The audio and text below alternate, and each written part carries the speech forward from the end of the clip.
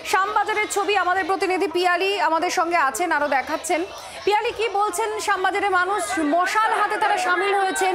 এদিকে নির্যাতিতার মা তিনি সেই এক অভিযোগ করছেন যে হাসপাতালে একটা ঘুঘুর বাসা তৈরি হয়েছে, তথ্য প্রমাণ লোপাট হয়েছে, দ্রুত বিচার চায়। মানুষ যেন এইভাবে প্রতিবাদে মুখর থাকেন যতদিন না বিচার পান তার মেয়ে। কি বলছেন শ্যামবাজারের জনতা?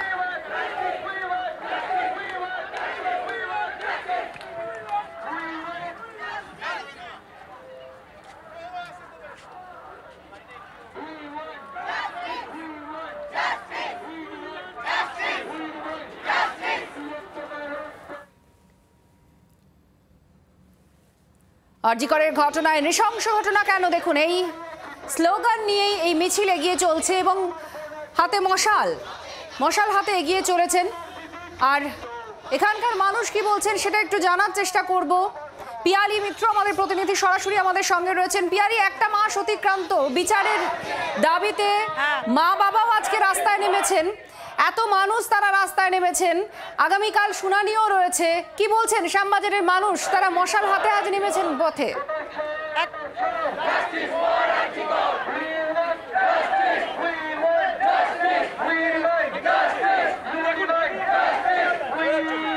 একেবারেই দেখো, সবার আগে তোমাকে ছবিটা দেখাবো।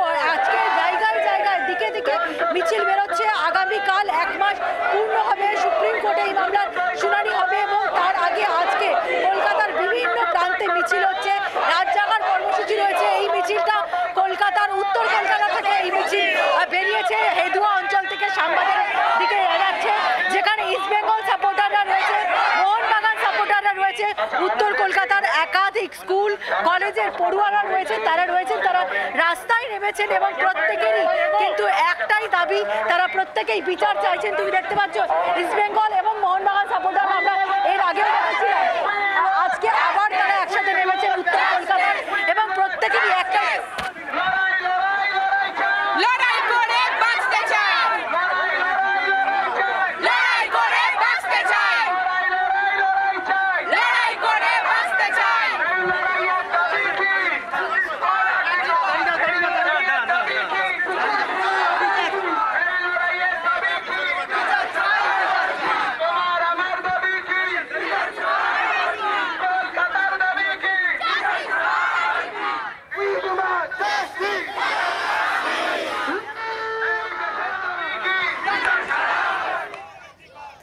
আপনারা দেখতে পাচ্ছেন স্বামী বিবেকানন্দের বাড়ি থেকে শ্যামবাজারের নেতাজি মূর্তি পর্যন্ত এই মিছিলের যে রুট, তাদের হাতে মশাল। তার কারণ ইস্ট বেঙ্গলের বহু সমর্থক এই মিছিলে হাঁটছেন, আর তাছাড়া উত্তর কলকাতার বহু মানুষ এই মিছিলে সামিল হয়েছেন।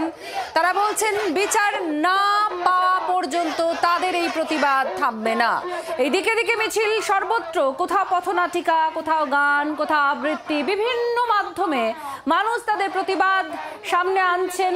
তারা চাইছেন যে বিচার হোক, বিচার চান তারা দ্রুত। আগামীকাল সুপ্রিম কোর্টে শুনানি রয়েছে, তার আগের রাত দখলের ডাক দেওয়া হয়েছে, দিন দখলেরও ডাক দেওয়া হয়েছে।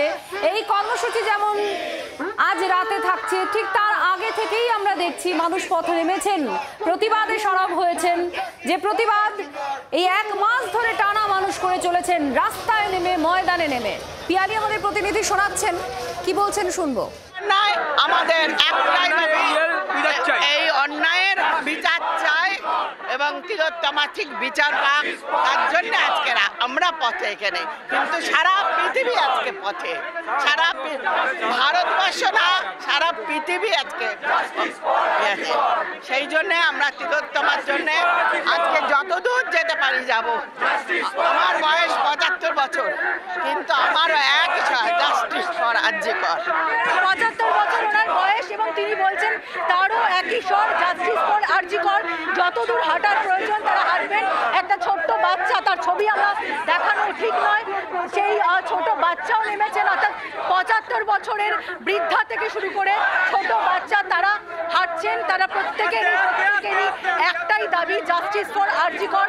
এবং আগামীকাল 1 মাস পূর্ণ হতে চলেছে এবং ছোট বাচ্চা থেকে শুরু করে বয়স্ক, স্কুল পড়ুয়া, বয়স্ক, বৃদ্ধ প্রত্যেকেই কিন্তু, এবং সেটা কোনো রকম রাজনৈতিক দলের নয়, সাধারণ মানুষ তারা রাস্তায় নেমেছেন। প্রত্যেকেই কিন্তু জাস্টিসের দাবি জানাচ্ছেন এবং সেই ছবি কলকাতা শহরের বিভিন্ন জায়গায় ধরা পড়ছে এবং একেবারে উত্তর কলকাতা থেকেও কিন্তু সেই ছবি সামনে আসছে। একেবারে পিয়ালি, তুমি আমাদের সঙ্গে থাকো। এই মুহূর্তে যে মিছিল দেখছেন, আপনাদের তিনটে ছবি পরপর দেখাচ্ছি। দেখুন, শহর কলকাতা, কলকাতার উপকণ্ঠ, সর্বত্র মানুষ তাদের মতো করে প্রতিবাদে সামিল হয়েছেন। শ্যামবাজার